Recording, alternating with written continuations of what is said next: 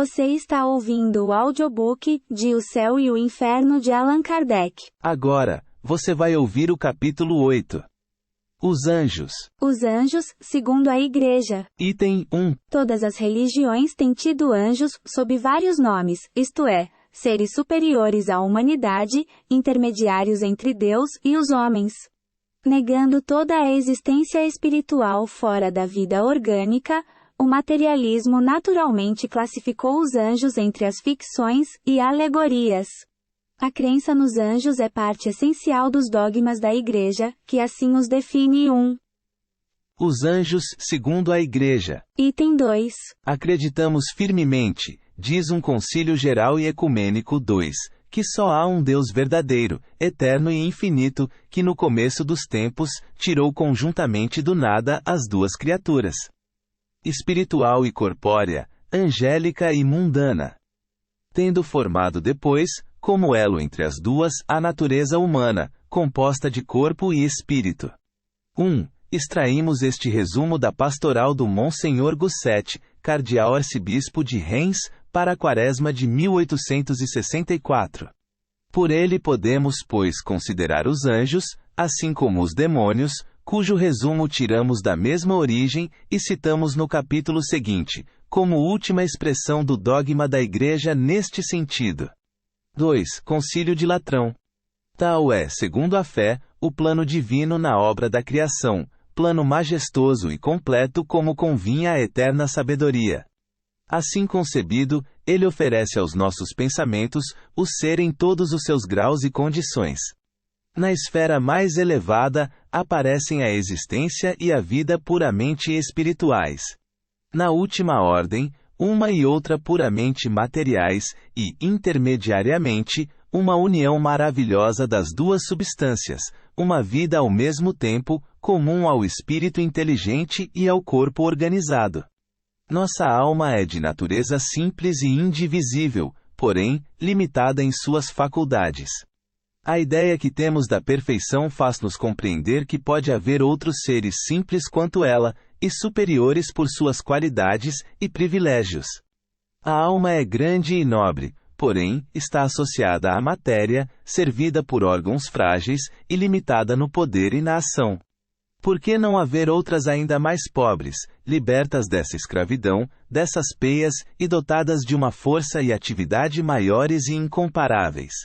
Antes que Deus houvesse colocado o homem na terra para conhecê-lo, servi-lo e amá-lo, não teria já chamado outras criaturas, a fim de compor-lhe a corte celeste, e adorá-lo no auge da glória? Deus, enfim, recebe das mãos do homem os tributos de honra e homenagem deste universo. É, portanto, de admirar que receba das mãos dos anjos o incenso e as orações do homem. Se, pois, os anjos não existissem, a grande obra do Criador não patentearia o acabamento e a perfeição que lhe são peculiares. Este mundo, que atesta a sua onipotência, não fora mais a obra-prima da sabedoria. Nesse caso, a nossa razão, posto que fraca, poderia conceber um Deus mais completo e consumado. Em cada página dos sagrados livros, do Velho como do Novo Testamentos, se fez menção dessas inteligências sublimes, já em piedosas invocações, já em referências históricas. A sua intervenção aparece manifestamente na vida dos patriarcas e dos profetas. Serve-se Deus de tal ministério, ora para transmitir a sua vontade, ora para anunciar futuros acontecimentos, e os anjos são também quase sempre órgãos de sua justiça e misericórdia. A sua presença ressalta das circunstâncias que acompanham o nascimento, a vida e a paixão do Salvador. A sua lembrança é inseparável da dos grandes homens, como dos fatos mais grandiosos da antiguidade religiosa. A crença nos anjos existe no seio mesmo do politeísmo e nas fábulas da mitologia, porque essa crença é tão universal e antiga quanto o mundo. O culto que os pagãos prestavam aos bons e maus gênios não era mais que falsa aplicação da verdade, um resto degenerado do primitivo dogma. As palavras do Santo Concílio de Latrão contêm fundamental distinção entre os anjos e os homens. Ensinam-nos que os primeiros são puros espíritos, enquanto que os segundos se compõem de um corpo e de uma alma, isto é, que a natureza angélica subsiste por si mesma, não só sem mistura como dissociada da matéria, por mais vaporosa e sutil que se suponha, ao passo que a nossa alma, igualmente espiritual, associa-se ao corpo de modo a formar com ele uma só pessoa, sendo tal e essencialmente o seu destino. Enquanto perdura tão íntima ligação de alma e corpo, as duas substâncias têm vida comum e se exercem recíproca influência. Daí o não poder, a alma libertar-se completamente das imperfeições de tal condição. As ideias chegam-lhe pelos sentidos na comparação dos objetos externos, e sempre debaixo de imagens mais ou menos aparentes. Eis porque a alma não pode contemplar-se a si mesma, nem conceber Deus e os anjos, sem atribuir-lhes forma visível e palpável. O mesmo se dá quanto aos anjos, que para se manifestarem aos santos e profetas, hão de revestir formas tangíveis e palpáveis. Essas formas, no entanto, não passavam de corpos aéreos que faziam mover-se e identificar-se com eles, ou de atributos simbólicos de acordo com a missão a seu cargo. Seu ser e movimentos não são localizados nem circunscritos a limitado e fixo ponto do espaço. Desligados integralmente do corpo, não ocupam qualquer espaço no vácuo. Mas assim como a nossa alma existe integral no corpo e em cada uma de suas partes, assim também os anjos estão, e quase que simultaneamente, em todos os pontos e partes do mundo. Mais rápidos que o pensamento, podem agir em toda parte num dado momento, operando por si mesmos sem outros obstáculos, senão os da vontade do Criador e os da liberdade humana. Enquanto somos condenados a ver lenta e limitadamente as coisas externas. Enquanto as verdades sobrenaturais se nos afiguram enigmas num espelho, na frase de São Paulo, eles, os anjos, veem sem esforço o que lhes importa saber, e estão sempre em relação imediata com o objeto de seus pensamentos.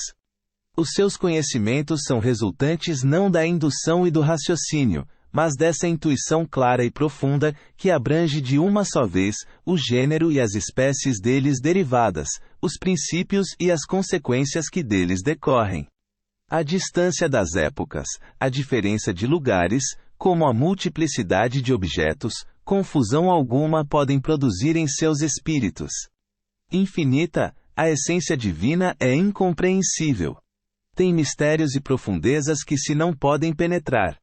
Mas em lhe serem defesos os desígnios particulares da providência, ela lhos desvenda, quando em certas circunstâncias são encarregados de os anunciarem aos homens. As comunicações de Deus com os anjos, e destes entre si, não se fazem como entre nós por meio de sons articulados e de sinais sensíveis. As puras inteligências não têm necessidade nem de olhos para ver, nem de ouvidos para ouvir. Tampouco possuem órgão vocal para manifestar seus pensamentos. Este instrumento usual de nossas relações é-lhes desnecessário, pois comunicam seus sentimentos de modo só a eles peculiar, isto é, todo espiritual. Basta-lhes querer para se compreenderem. Unicamente Deus conhece o número dos anjos. Este número não é, sem dúvida, infinito, nem pudera sê-lo. Porém, segundo os autores sagrados e os santos doutores, é assaz considerável, verdadeiramente prodigioso. Se pode proporcionar o número de habitantes de uma cidade à sua grandeza e extensão, e sendo a Terra apenas um átomo comparada ao firmamento e às imensas regiões do espaço, força é concluir que o número dos habitantes do ar e do céu é muito superior ao dos homens. E se a majestade dos reis se ostenta pelo brilhantismo e número dos vassalos, dos oficiais e dos súditos, que haverá de mais próprio a dar-nos ideia da majestade do Rei dos Reis, do que essa multidão inumerável de anjos que povoam céus e terra, mar e abismo, a dignidade dos que permanecem continuamente prostrados ou de pé ante seu trono. Os padres da Igreja e os teólogos ensinam geralmente que os anjos se dividem em 3 grandes hierarquias ou principados, e cada hierarquia em 3 companhias ou coros. Os da primeira e mais alta hierarquia designam-se conformemente às funções que exercem no céu. Os serafins são assim designados por serem como que abrasados perante Deus, pelos ardores da caridade. Outros, os querubins, por isso que refletem luminosamente a divina sabedoria. E finalmente tronos os que proclamam a grandeza do Criador, cujo brilho fazem resplandecer. Os anjos da segunda hierarquia recebem nomes, consentâneos com as operações que se lhes atribui no governo geral do universo, e são as dominações, que determinam aos anjos de classes inferiores, suas missões e deveres. As virtudes, que promovem os prodígios, reclamados pelos grandes interesses da Igreja e do gênero humano. E as potências, que protegem por sua força e vigilância as leis que regem o mundo físico e moral. Os da terceira hierarquia têm por missão a direção das sociedades e das pessoas, e são os principados encarregados de reinos, províncias e dioceses. Os arcanjos, que transmitem as mensagens de alta importância, e os anjos de guarda, que acompanham as criaturas, a fim de velarem pela sua segurança e santificação. Refutação. Item 3. O princípio geral resultante dessa doutrina é que os anjos são seres puramente espirituais, anteriores e superiores à humanidade, criaturas privilegiadas e votadas à felicidade suprema e eterna desde a sua formação, dotadas por sua própria natureza de todas as virtudes e conhecimentos, nada tendo feito aliás para adquiri-los. Estão, por assim dizer, no primeiro plano da criação, contrastando com o último onde a vida é puramente material. E entre os dois, medianamente existe a humanidade, isto é, as almas, seres inferiores aos anjos e ligados a corpos materiais. De tal sistema decorrem várias dificuldades capitais. Em primeiro lugar, que vida é essa puramente material? Será a da matéria bruta. Mas a matéria bruta é inanimada, e não tem vida por si mesma. Acaso referir-se-á aos animais e às plantas? Neste suposto seria uma quarta ordem na criação, pois não se pode negar que no animal inteligente algo há de mais que numa planta, e nesta que numa simples pedra. Quanto à alma humana, que estabelece a transição, essa fica diretamente unida a um corpo, matéria bruta, aliás. Porque sem alma o corpo tem tanta vida, como qualquer bloco de terra. Evidentemente, esta divisão é obscura, e não se compadece com a observação. Assemelha-se à teoria dos 4 elementos, anulada pelos progressos da ciência. Admitamos, entretanto, estes 3 termos. A criatura espiritual, a humana e a corpórea, pois que tal é, dizem, o plano divino, majestoso e completo como convém à eterna sabedoria. Notemos antes de tudo que não há ligação alguma necessária entre esses 3 termos, e que são 3 criações distintas e formadas sucessivamente, ao passo que em a natureza tudo se encadeia, mostrando-nos uma lei de unidade admirável, cujos elementos, não passando de transformações entre si, têm contudo seus laços de união. Mas essa teoria incompleta, embora, é até certo ponto verdadeira, quanto à existência dos 3 termos. Faltam-lhe os pontos de contato desses termos, como é fácil demonstrar. Refutação. Item 4. Diz a Igreja que esses 3 pontos culminantes da criação são necessários à harmonia do conjunto. Desde que lhe falte um só que seja, a obra incompleta não mais se compadece com a sabedoria eterna. Entretanto, um dos dogmas fundamentais diz que a terra, os animais, as plantas, o sol e as estrelas, e até a luz foram criados do nada há 6.000 anos. Antes dessa época não havia, portanto, criatura humana nem corpórea. O que importa dizer que no decurso da eternidade, a obra divina jazia imperfeita. É artigo de fé capital a criação do universo, há 6.000 anos, tanto que há pouco ainda era a ciência anatematizada por destruir a cronologia bíblica, provando maior ancianidade da Terra e de seus habitantes. Apesar disso, o Concílio de Latrão, concílio ecumênico que faz lei em matéria ortodoxa, diz: acreditamos firmemente num Deus único e verdadeiro, eterno e infinito, que no começo dos tempos, tirou conjuntamente do nada as duas criaturas, espiritual e corpórea.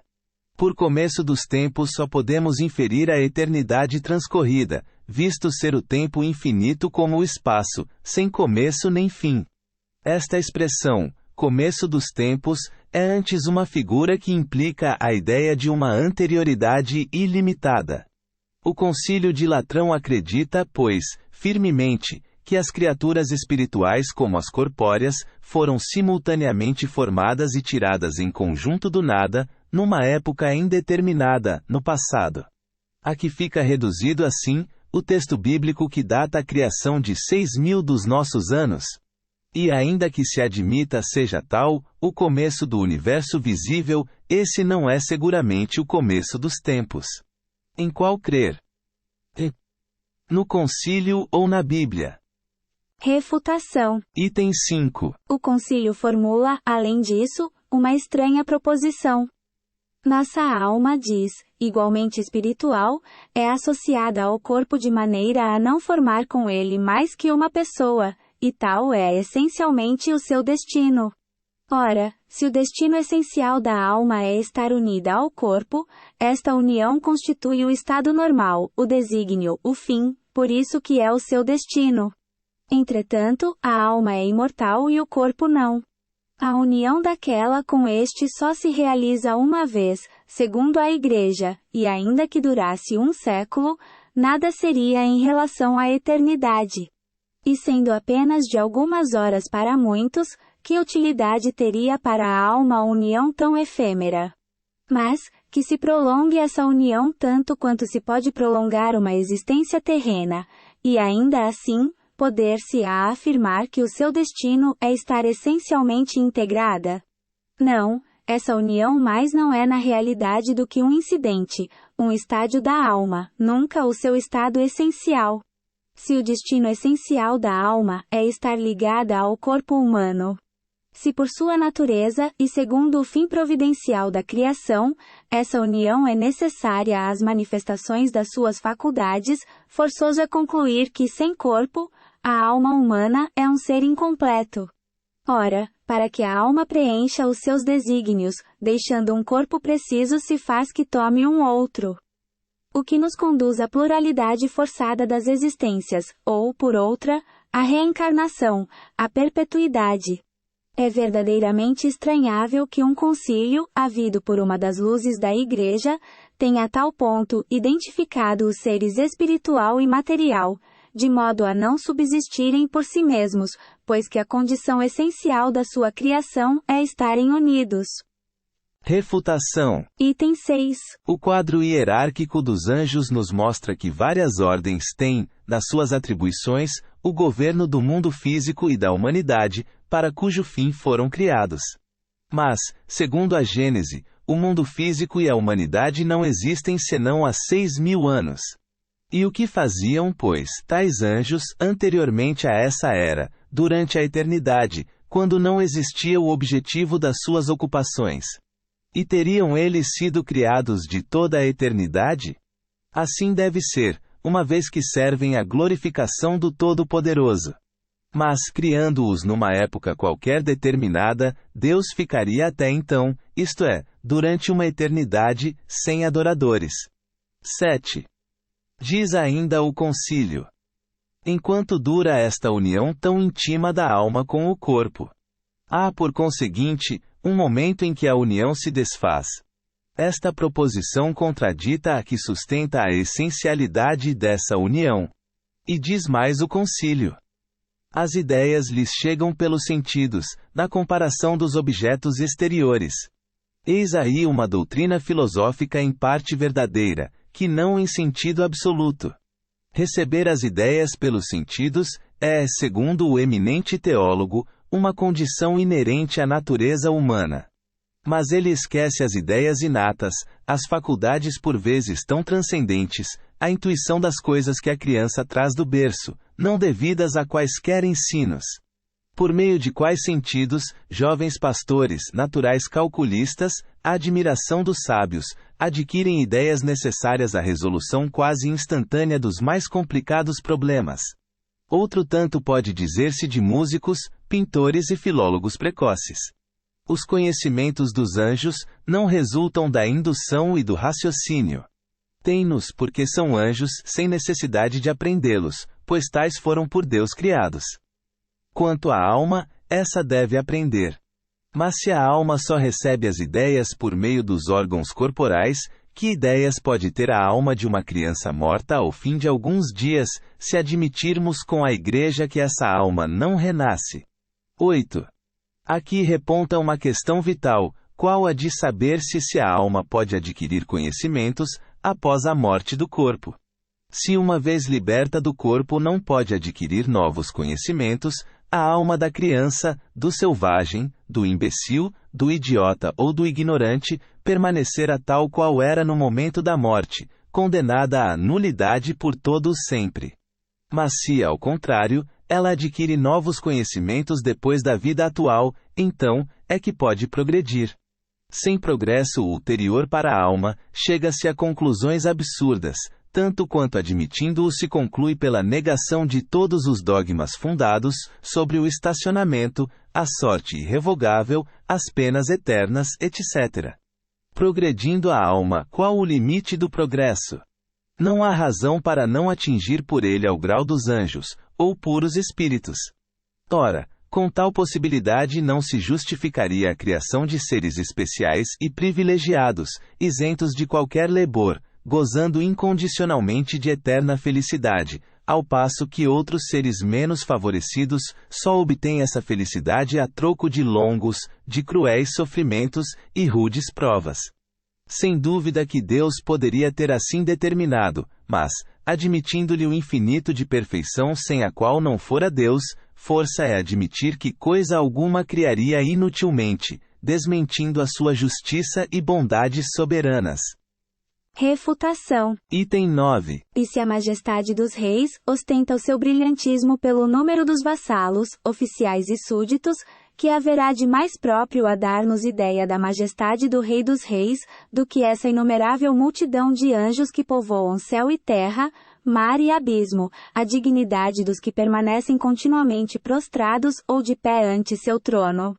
E não será rebaixar a divindade confrontá-la com o Fausto dos soberanos da terra? Essa ideia, inculcada no espírito das massas ignorantes, falseia a opinião de sua verdadeira grandeza. Sempre Deus reduzido às mesquinhas proporções da humanidade. Atribuir-lhe como necessidade, milhões de adoradores, perenemente genuflexos, é emprestar-lhe vaidade e fraqueza próprias dos orgulhosos déspotas do Oriente. E que é que engrandece os soberanos verdadeiramente grandes? É o número e brilho dos cortesãos?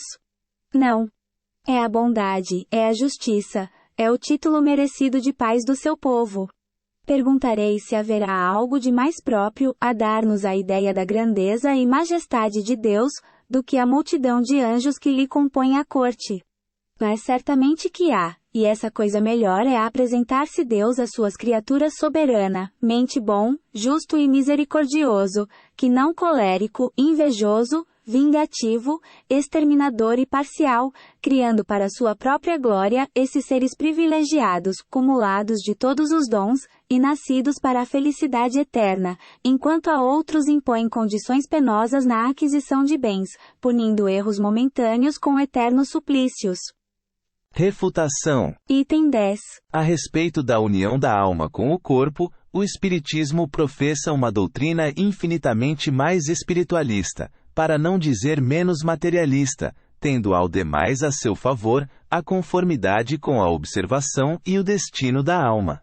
Ele ensina-nos que a alma é independente do corpo, não passando este de temporário invólucro. A espiritualidade é-lhe a essência, e a sua vida normal é a vida espiritual. O corpo é apenas instrumento da alma para exercício das suas faculdades nas relações com o mundo material. Separada desse corpo, goza dessas faculdades mais livre e altamente. Refutação. Item 11. A união da alma com o corpo, em ser necessária aos seus primeiros progressos, só se opera no período que poderemos classificar como da sua infância e adolescência.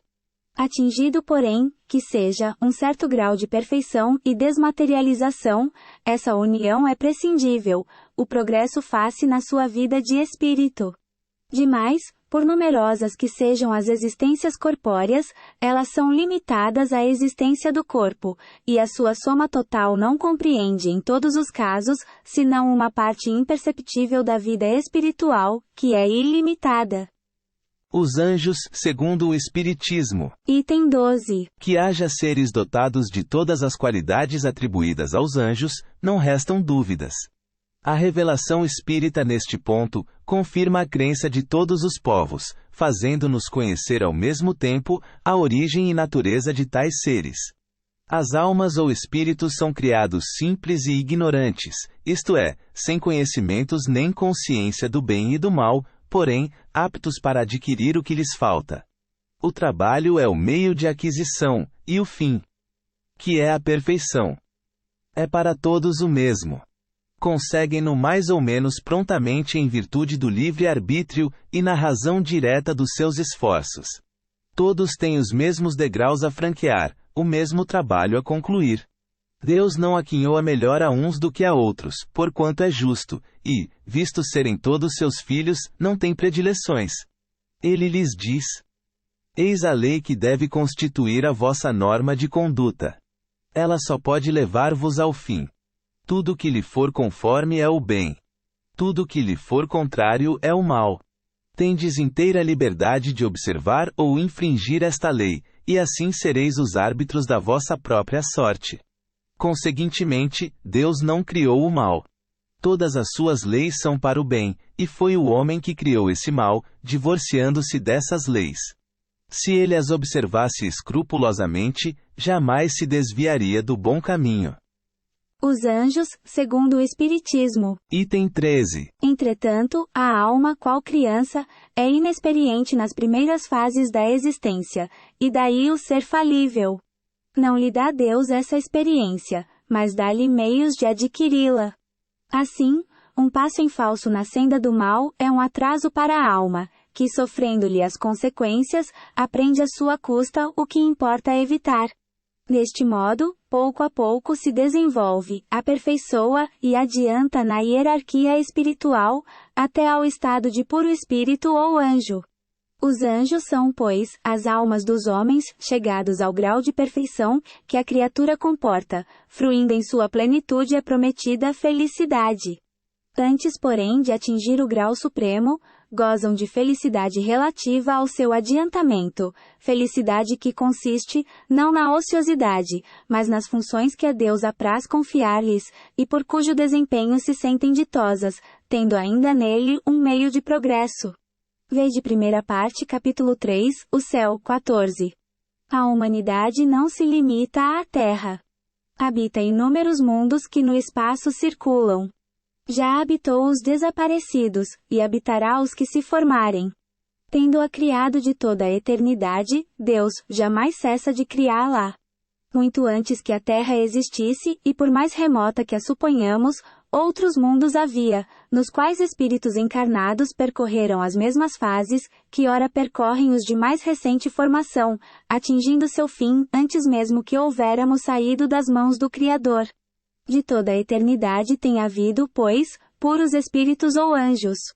Mas, como a sua existência humana se passou num infinito passado, eis que o supomos como se tivessem sido sempre anjos de todos os tempos.